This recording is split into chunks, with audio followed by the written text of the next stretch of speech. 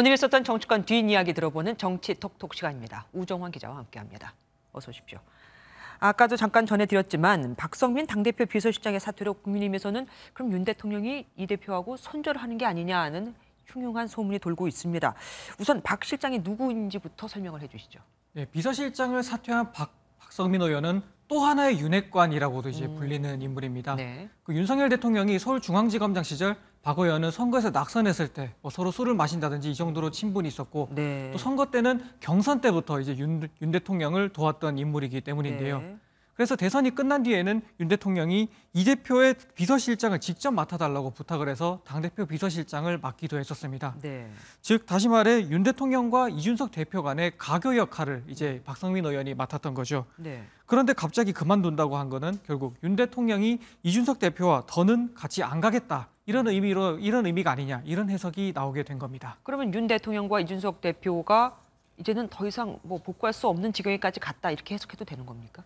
네, 이제 그렇게 이제 두 사람이 관계가 더 이상 회복될 수 없는 상태가 되었다. 이제 이런 해석이 나오고 있는 건데요. 네. 하지만 이준석 대표 같은 경우에는 박 의원의 사퇴로 윤심이 떠났다고 보기는 어렵다. 이렇게 반박을 하면서 이제 이 같은 억측에 선을 그었습니다.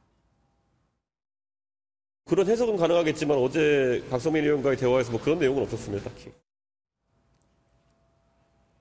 주변의 설명들을 들어보면요, 이 박성민 의원 개인도 이 대표와 대통령실의 갈등이 심화되는 거에 자신의 한계를 느꼈다고 하고요. 네. 또 이 대표의 결단을 요구하려고 하는 친윤계의 메시지 성격도 들어가 있다고 볼 수 있다고 합니다. 그 예전에 우크라이나에 이준석 대표가 방문할 때만 해도 이 정진석 의원과 갈등이 있었죠. 네네. 그때까지만 해도 그래도 당내 옹호 여론도 만만치 않았고 또 박성민 의원 본인도 비서실장으로서 이준석 대표와 동행하기도 했었죠. 하지만 이후에 윤리위 사태가 커지고 또 대통령과의 면담 논란 그리고 대통령 환송길에 이 대표가 가지 않은 것 등 이런 것들이 합쳐지면서 이제는 돌이킬 수 없는 상황이 됐다. 이런 분위기가 감지되고 있는 겁니다. 처음에는 그냥 걱정, 우려였죠. 그다음 불안했었죠. 불안했는데 이 불안들이 축적되고 누적되다 보니까 이제 불만이 되는 것이고 불만이 누적되고 축적돼서 이제 폭발의 단계로 온 것 같아요.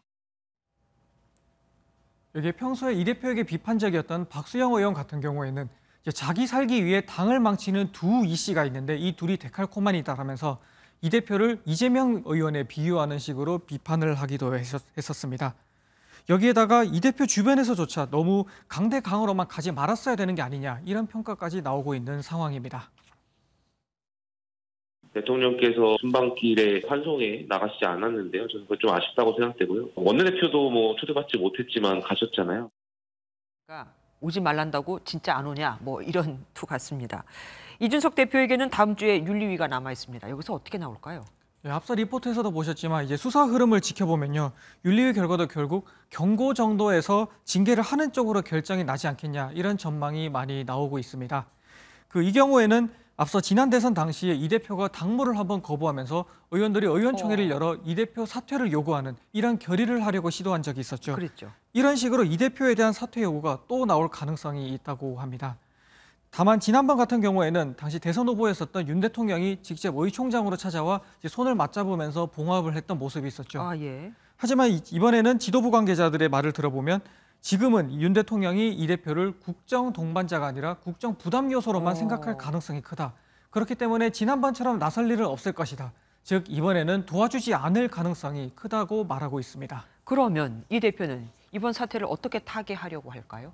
결국 당내 옹호 세력은 부족한 만큼 이 대표는 여론전으로 위기를 타개해 보려고 하는 상황입니다. 네. 아무리 이런 것들이 계속 정치적인 상황이 발생한다 하더라도 그 개혁의 동력이란 계속 이어나가야 된다.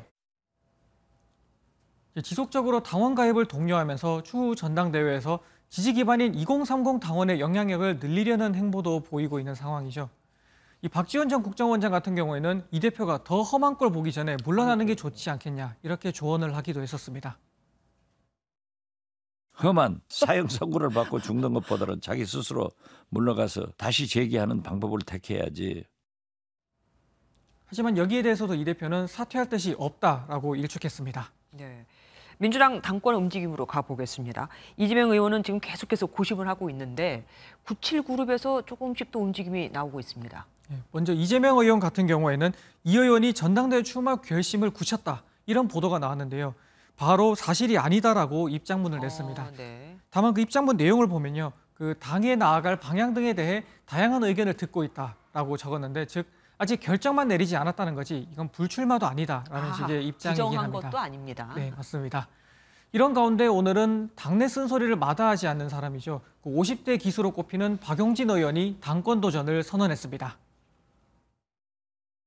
개파에 격불죄지 않았고 악성 팬덤에 무릎 꿇지 않았고 등 돌리지 않았던 사람이 당의 혁신을 이끌어가야 된다고 생각합니다. 이번 주말에는 40대 의원인 강원식 의원도 도전장을 낼 예정인데요. 이 97그룹의 도전이 이어지면서 이재명 대 97그룹이라는 세대 대결 구도가 나올 수도 있지 않냐 이런 전망이 나오고 있습니다. 그러니까 97그룹이라는 게 90년대 학번 70년대생을 네, 말하는 맞습니다. 거죠. 네, 지금까지 정치톡톡 우정원 기자와 함께했습니다.